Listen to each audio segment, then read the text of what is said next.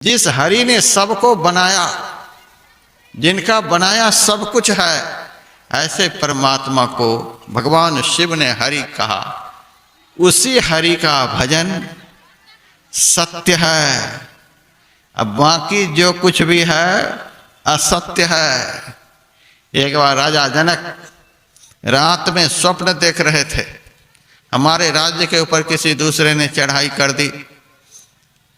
वह राजा इतना बलवान कि हमारी सेना को पराजित कर दिया, राज्य को अपने कब्जा में ले लिया, हमें भी पकड़ लिया और सिपाहियों को आदेश दिया कि राजा जनक को राजसी पोशाक से रहित कर दो, इसे एक लंगोटी पहना दो और इनको इस राज्य की सीमा से 3 दिन के अंदर बाहर निकाल दो।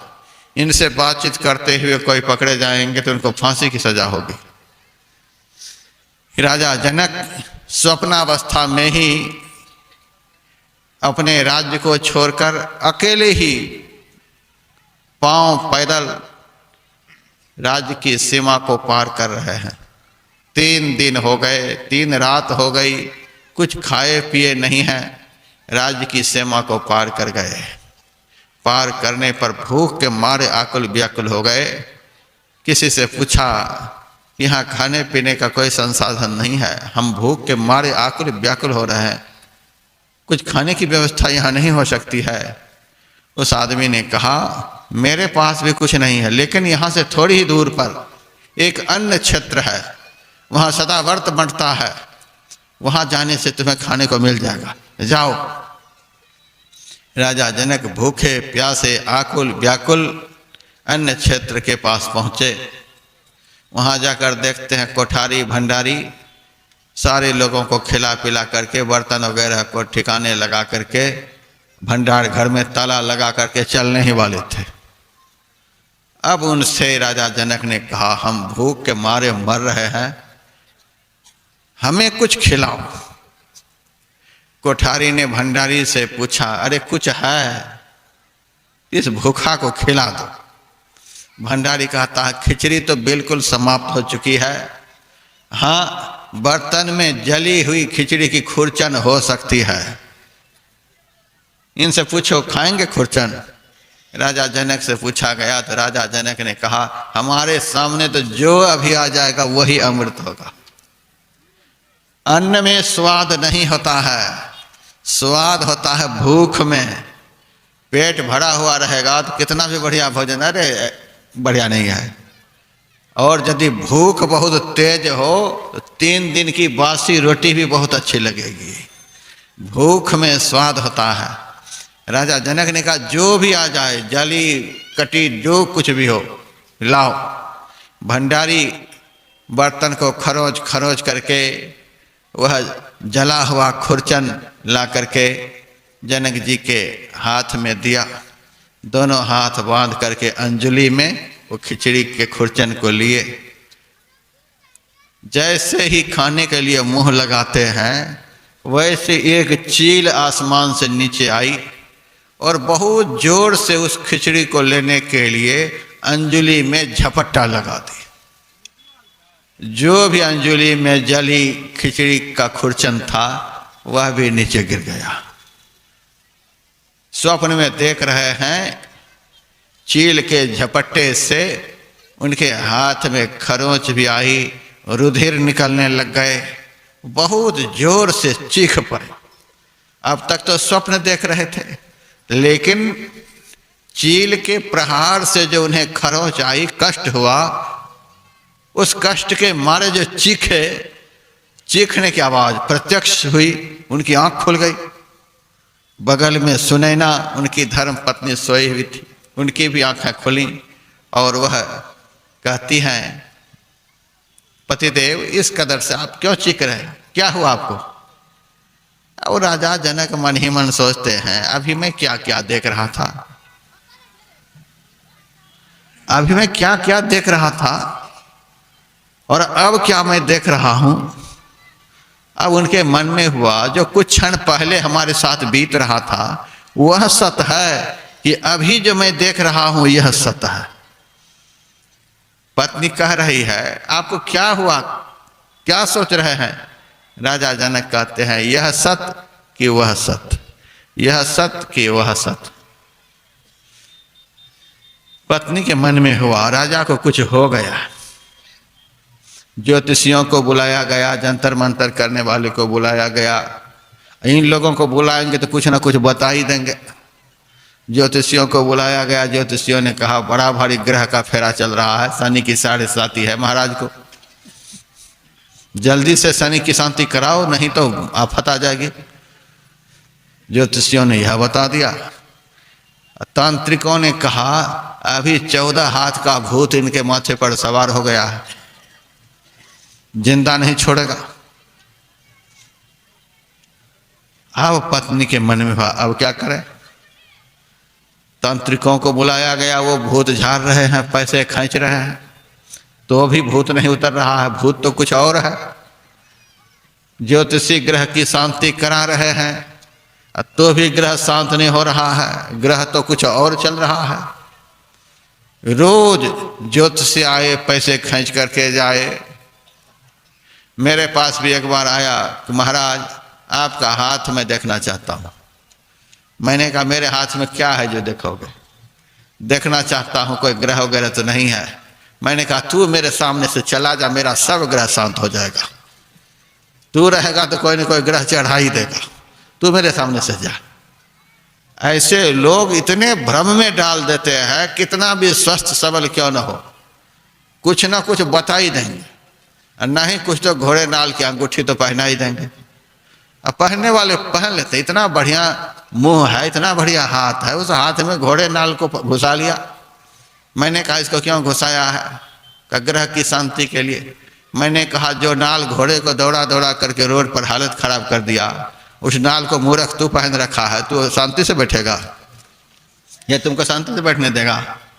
कुछ लोग अनेकों मणि माणिक्य की अंगूठी पहनते हैं, उस पर पत्थर होता है, इस पत्थर के पहनने से यह ग्रह शांत, इस पत्थर के पहनने से यह ग्रह शांत।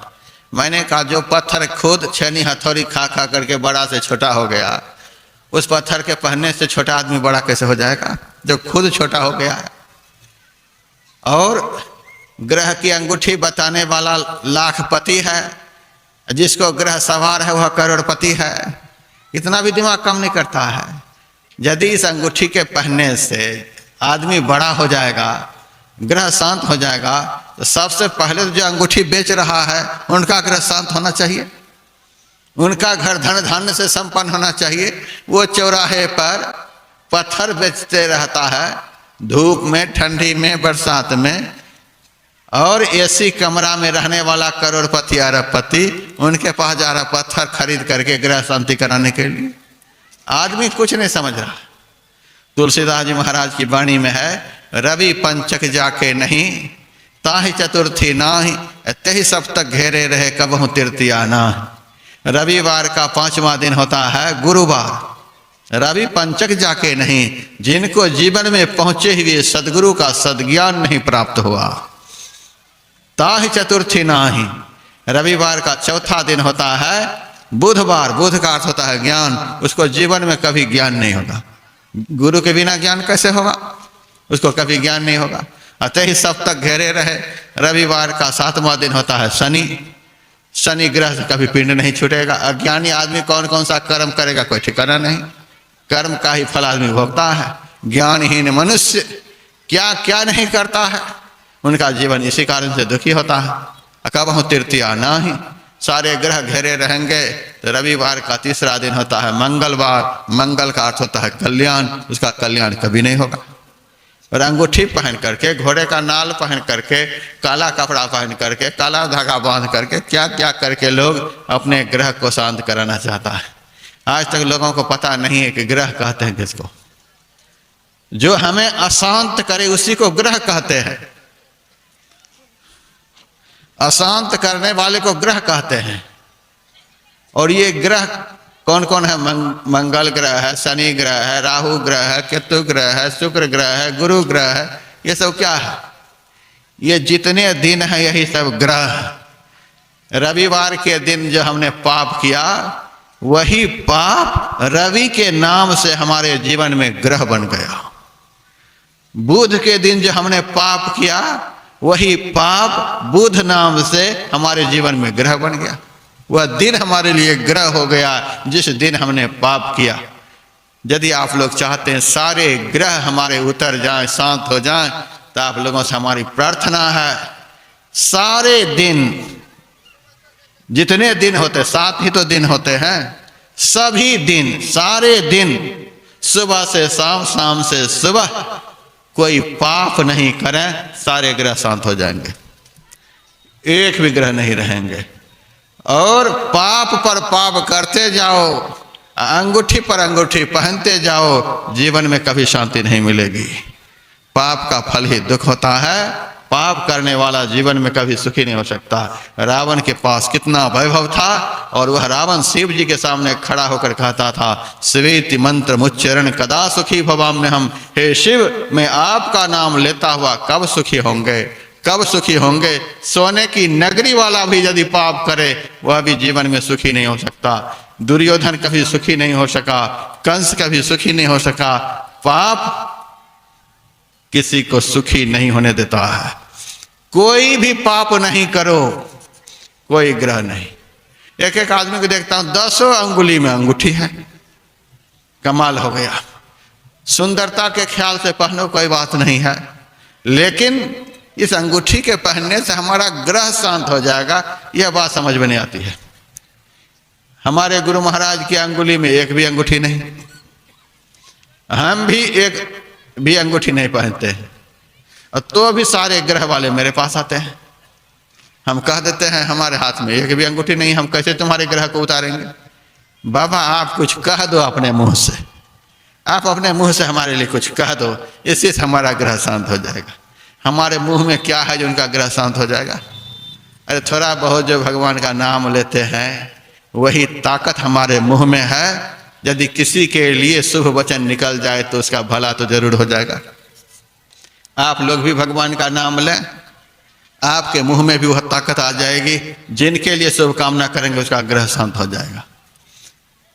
भजन करे महात्मा, ग्रह शांत हो जाए दुनिया के लोगों का। ऐसे नहीं होता है, तुम भी थोड़ा करो। तुम्हारे मुंह में भगवान ने ताला नहीं लगा दिया है। दिन भर दूसरे के निंदा चुगली इधर उधर करते रहते हो। यदि उसी मुंह से सदगुरु के दिए हुए नाम को बोलते रहोगे, तुम्हारा मुंह इतना ताकतवर हो जाएगा कि तुम्हारे मुंह से जिनके लिए भी शुभ वचन निकलेगा, उसी का कल्याण हो जाएगा।